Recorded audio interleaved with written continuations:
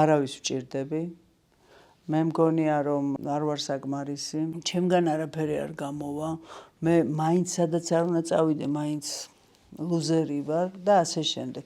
ასევე შეიძლება ბევრი სხვა რამე მეგონოს. შესაბამისად, აი მივდივარ გამოცდაზე და წინასწარ ვიბარებ, ხო ვიცი, ახლა მაინც არაფერი ბედი არა მაქვს, ისეთი რამე შემხდება, რაც არ ვიცი. კიდეც რომ შემხდეს რამე ისეთი, რაც ვიცი, იმას ეგრევე ჩავკეცა.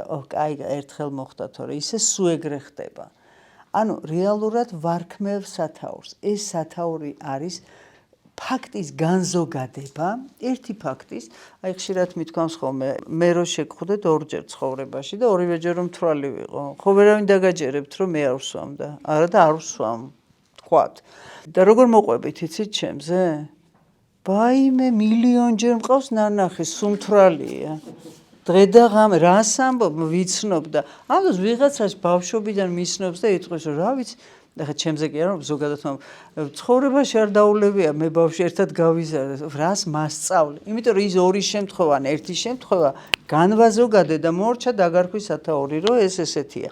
და აი ჩვენი შეცდომა, ახლა ჩვენ კომუნიკაციაზე დღეს არ ვსაუბრობთ, მაგრამ შეცდომა ურთიერთობაში არის ეს, რომ შენ არა კაცი ხარ, შენ ესა ხარ, შენ ისეთი ხარ, შენგან არაფერი არ გამოვა.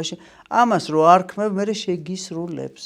შეგისრულებს, მართლა ეგეთი იქნება, რასაც არქმევ. დედის სიტყვა სიმხელა მნიშვნელობა აქვს, რომ აი ძალიან ფრთხილად უნდა იყოს შვილს რო ელაპარაკები, რომ და მე აი ხო გეუბნებოდი. მე ძალიან მინდა მეთქი ხოლმე ჩემ შვილს რო უთხრა, მაგრამ არ ვეუბნები, იმიტომ რომ ვიცი რომ საშინელი მოსასმენია. რო ეუბნებოდი, იმიტომ დაემართა შეიძლება. და რატო ეუბნებოდი? იმიტომ რომ მგონია რომ ამით გადავარჩენ და ვერ გადაარჩენ, მაგრამ ნუ ენას ხო ვერ გავაჩერებთ.